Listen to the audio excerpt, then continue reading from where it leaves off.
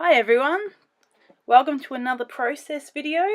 So for this process video I've challenged myself to use what I have from my collection. So it can be easy to do a scrapbook layout when you have got oodles of stuff from the collection. So this one here, I've just got one piece of paper from the basic grey mint julep collection and a couple of woven labels left over from another project that I used them on, and a little snippets booklet and it's all the basic grey, a collection from basic grey. And so what I'm doing is I've just got that one piece of blue paper that I'm using as the background, and I have got all these little snippets, and so I'm cutting them all apart and I'm going to use them as the embellishments and for the layering techniques. So I'm actually just looking through them and finding what parts I want to use. So there are some that have got words on them that I know that I'm not going to use, and there you go, I'm just showing you those little things there. So there's some that I'm not going to use that would make no sense to this layout, so I've just put those to the side and put them away, and I've got a little pile there. So I think one of the challenges with scrapbooking is that a lot of people think that it's way too expensive and beyond their means. So I love to do pages that are very cost effective, and all budgets are able to do them. So with that one little booklet, I think it says it has, let me just have a look at that. I'm looking at it. It doesn't say, 24 pieces in there, 24 little pages, and I think there's 2 of each little page. So on each little page there's 2 or 3 cut aparts. So for one booklet you could easily make 4 to 5 layouts doing this technique alone. So it actually can be quite a cost-effective way of scrapbooking. I had actually bought this collection online and it was on sale, and I think the piece of paper was like 25 cents and the little snippets booklet was like $2 or something. So this is well and truly a layout under $5. So they don't all have to be embellishment rich and product rich. We all love to buy new product, but our budgets don't always allow for that. So this is my way of still being able to create and do it with a budget in mind. So I've just started up, I've cut all those bits and pieces out and I'm layering them underneath.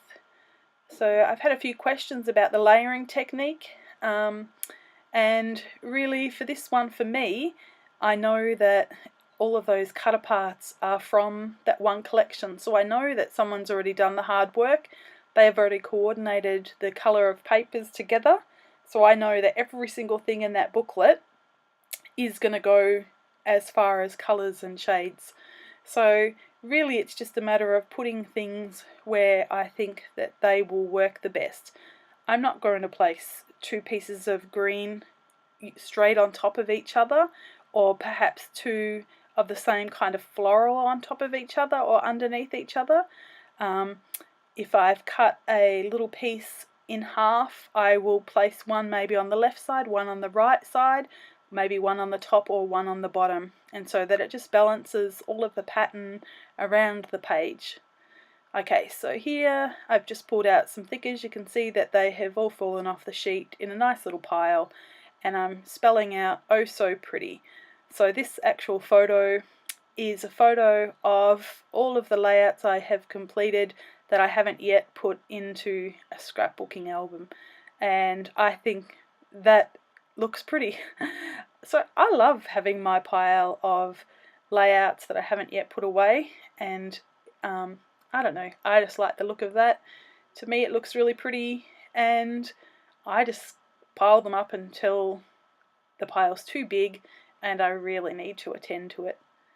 So at the moment there I have the little fabric tags, and I thought that I might put it up on the foam, but my normal foam that I use I couldn't find, so I used this different sort of foam that sort of is really soft and spongy, and it didn't look good, so I put it on and quickly pulled it off and just left it flat laying on the page there.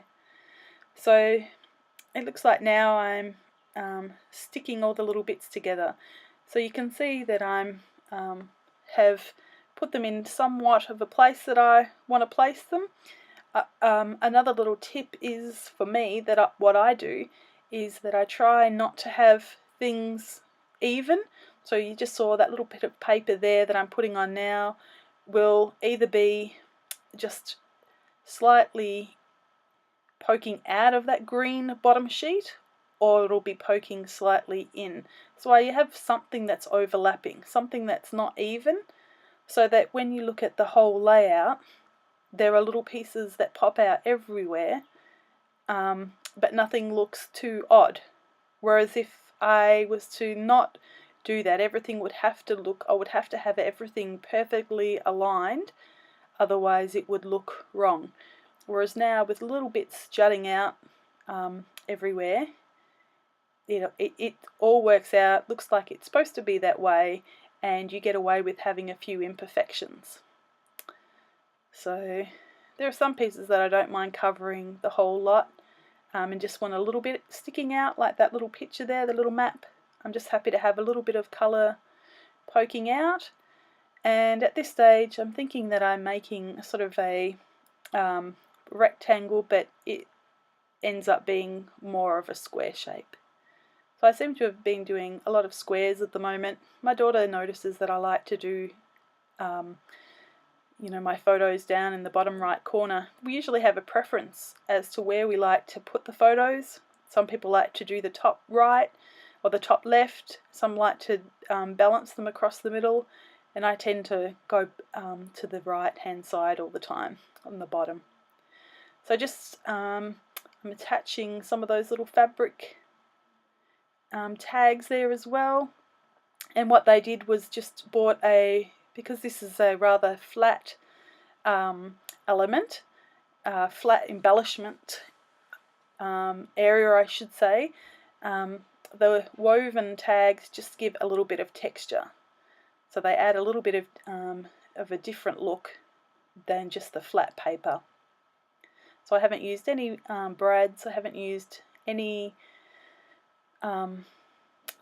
chipboard pieces, haven't used anything apart from the paper and those woven tags, and it still works out to be a great layout.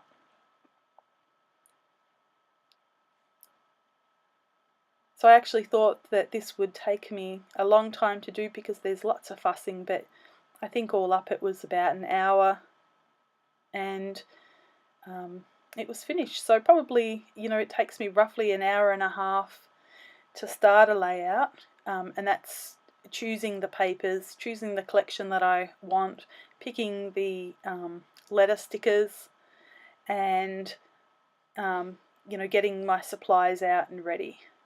So, and packing up in the end, putting the collection back ready for the next time. So that's not too bad considering there was lots of fussy cutting. It's not a race anyway, but some people are under the impression that us scrapbookers spend hours and hours and hours a day doing nothing but scrapbooking, but you can get it down pat to be pretty quick. Some days I can spend 15 minutes, some days I can spend a little bit more. So I am very blessed to have a room where I can leave my stuff. So I've got my own scrap room and I can leave everything set up, so if I've had 10 minutes one day I can work for 10 minutes and then go away and come back the next day. So really, it has to be when it suits me, when I can do it, and I just take the snippets of time when I can. So I've attached those letter stickers now, and I think that I'm just about done with the layering, and now I'm placing those little fabric tags around on the layout. Just adding a little bit of a different shape and a different feel to the layout. They were quite cute. Wasn't necessarily a collection that I absolutely loved. Had a little deer in there, little Bambis, and I'm not a big floral person, or maybe not the colours in this collection, but I did like that piece of paper. I liked a couple of the pieces of paper, and when it was so cheap, I thought it was a good time to buy it. Probably perhaps wouldn't have paid full price for it. It's not one I would have loved and didn't mind paying full price, but when it's that cheap, I don't mind using something I don't absolutely love, because I don't detest it. So anyway, I'm rambling, so I will stop. So I'm looking at it and I'm nearly ready to place it on, and I wasn't quite sure whether I wanted to do a cluster up in the top corner or whether I wanted to just leave it as is. So when I have pulled all the sticky tape off, and I realised my flowers were upside down, so luckily I realised that before I had stuck it all on, but I look at it and think, yeah, I think I will do something in the top corner. So I'm just looking through the bits. Out of all of those pieces that I cut out, what you can see there is the only little bits left. So they didn't really work for me. You can see that blue tag there actually stands out off the page, but in real life it actually was too much of a similar colour and you couldn't see it. So I took one more little cut apart from that little booklet, and I'm going to make a little cluster element up the top there. So just a little bit of cutting, fussing, working out what I want to do, and I liked that little